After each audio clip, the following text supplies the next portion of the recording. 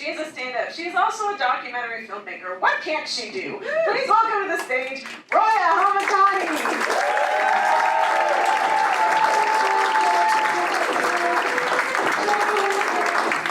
You know what can't she do? Hold a squat. The second that light went down, bam! If you heard that noise, that was me going down like a sack of potatoes. Oh yeah! I was like, this is great! I was like, I don't know, then the next pose was all of us on the ground. We learned from the first one. We're taking a breather. I'm so excited to be here. I've never been on a show with musicians, improv, and stand-up in a theater owned by an Asian woman. This is incredible. Hello.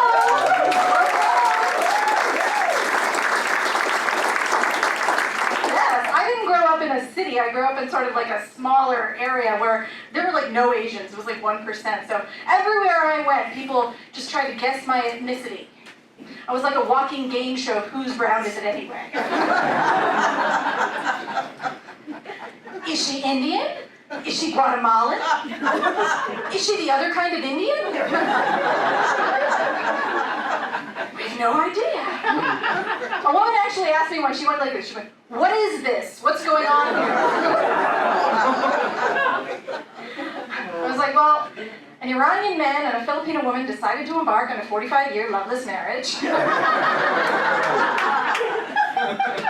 Filled with bitterness and regret and, just capped off by a child who just makes fun of them relentlessly in front of strangers. It's a real success story.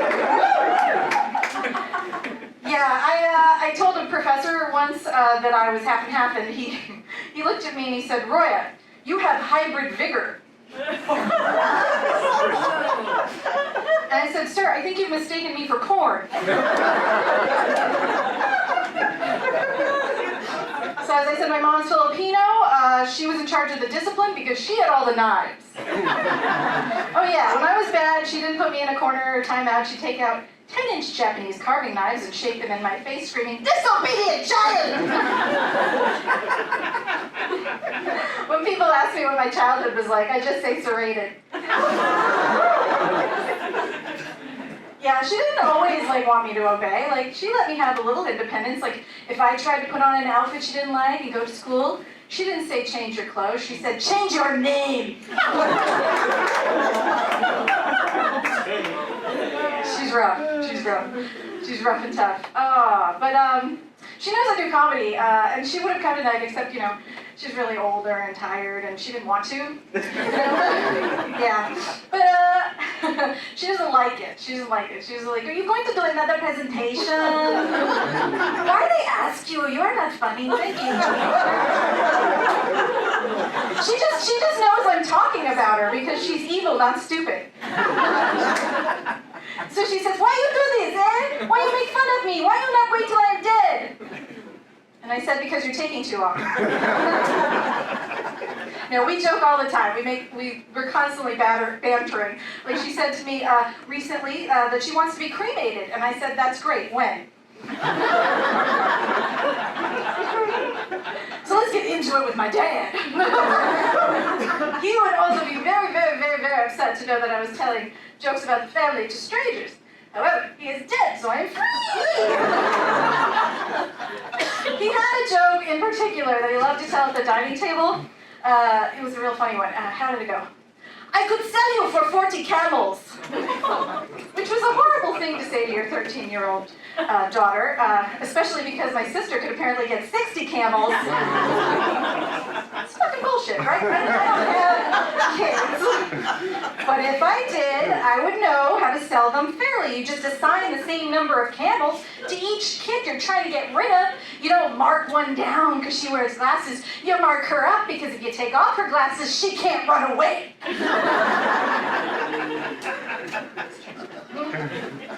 I'm asthmatic and flat-footed. I should have been 1,000 camels. That many camels.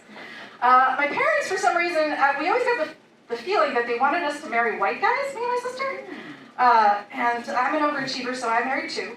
I see there's a lot of white guys here. Don't worry, I'm a fan. I remember, It's William, Andrew, Logan. See, I bet you if you tell me, I could just name them all. Is there a Steve? Is there a Steve in the house? Oh shit, I made one name that there isn't. Okay. So it didn't work out, that first marriage, as I guess you probably could ascertain, as I did not commit polygamy. And what happened was, as soon as I got out of that marriage, I just wanted to just kind of like wash that mind right out of my puss, you know, just get rid of them. And I figured the best way to do that was to go on like Tinder. You just open the barn door, let the others in, and that's science. That's how it works.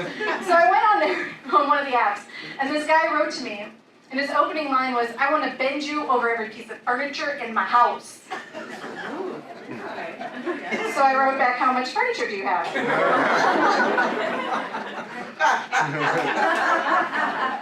"Don't send me a dick pic, send me a floor plan." And we gotta talk about the quality of the furniture, because I'm a sturdy girl and I've broken 2 IKEA couches. Like, none of this would hold me. None of it. None of the furniture in this room. I'm sturdy, yeah. Yeah, I think I need something like hewn out of oak by Amish men. Okay, this is not fuckable on time. Nope. Pretty soon I got tired of that scene. Like, it got weird. Like, I remember, you just get a lot of dick pics. You know what I mean? And I'm the kind of person that's always looking in the background of the dick pic. Like, what is back there, exactly? I mean, one time it was like, is that a minion? I mean, come on. They're never checking. So I'd collect them all up, and every time I went to meet somebody, I would send them to my friend, who's a lesbian but really enjoys getting dick pics. I don't know, it just is. And I would send them with all the information that I got on that guy, because I would Google like crazy. I'm like, I need your last name so I can find, you know, where you live, where you work, where your mom lives, where she works. Like, I'm gonna run you through the United Judicial System in Pennsylvania, which shows you all, like this one guy had DUI, so I was like, I guess I'm driving. Doesn't take you out of the race. Just takes you off the steering wheel. So I would compile these dossiers with the dick pic. I call them dick dossiers. And I would send them to her just because I would think, like, if something happens to me, like a police officer would come to her and she'd be like, "Yes, sir, this is the last dick she saw." Her final dick. And then they would get all the dick pics and all the dossiers. And in the police station, there would be my face with, like, dicks all around them. Just string. I always wanted that. I always wanted string. But I was really lucky. I ended up finding the right guy. I found him in the most unlikely of places. I found him at a comedy open mic. Oh. It's like, aw, but that is not like finding a diamond in the rough. It's like finding a diamond in sewage. So you do not want to go to one of those things to find a husband. Literally, the other comics are like, "You found the only good one." So, and I knew I was going to marry him because he's just so funny. I mean, I remember this one time, I was going through some stuff. We just recently moved in together. It was like pandemic time. I was like, all right, I'll clean up. That's what I'll do. And I found these papers from junior high. I found a piece of paper with 2 strawberry blonde hairs shellacked to it. And a name, Brian H. And a date, May 4th, 1994. So I realized Brian sat in front of me in French class. He was my crush. Apparently, 3 hairs fell out of his bowl cut. I just put him in my trapper keeper and took him home, got out the Mod Podge, made myself a trophy. And then I kept it for 30 years. And I looked at my not yet husband. I said, you know, what should I do with this? Do you think maybe I should send it back? Because, like, I hate to, I'm friends with him on Facebook, I understand. I'm friends with him on Facebook, I could just mail it back. And my husband's like, I don't think you should. I said, well, what would you do if you opened up your mailbox and you found a piece of paper with your hair on it? And he said, move. And I said, baby, we're going to buy so much sturdy furniture. You're